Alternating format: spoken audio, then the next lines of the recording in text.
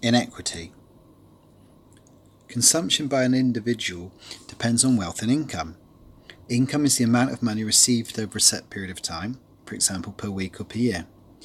Income can come from many sources, for example wages, interest on bank accounts, dividends from shares and rents from properties. Wealth is the value in money of assets held. Assets can include property, land, money, and shares. The greater an individual's income and wealth, the more goods and services they're able to purchase.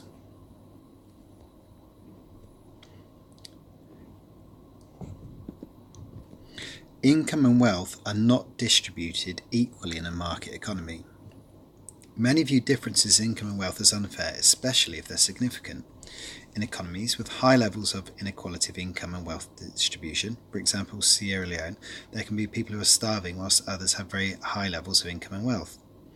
Inequality is caused by several things such as wage differentials, discrimination, and regressive taxes. Generally speaking, people who are born into a poor family will remain poor because they won't have the income and wealth needed to improve their situation. This is because inequality can lead to differences in access to resources. For example, people with low income or wealth may not be able to afford vital resources and services such as education. As a result, a lack of education may well mean that these people will continue to have low income or wealth as they will struggle to get a good job. People with higher income and wealth will be able to afford the best education and improve their prospects of high income in the future. Some economists argue that unequal distribution of income and wealth is a consequence of market failure because the free market has led to this inequitable, that's unfair distribution of income and wealth.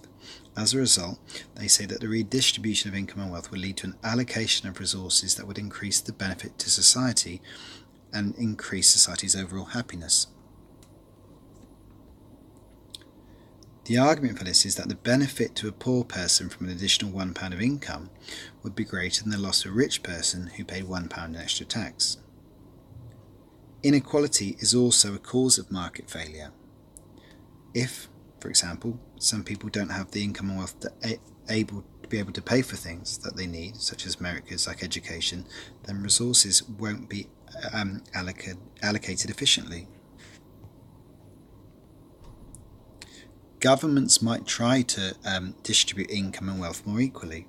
Correcting this market failure requires government intervention.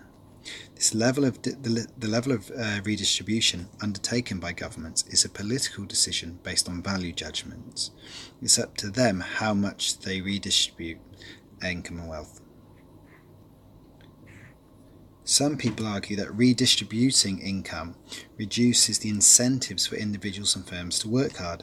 These incentives are needed to encourage efficiency within the market, and not having them may cause greater market failure.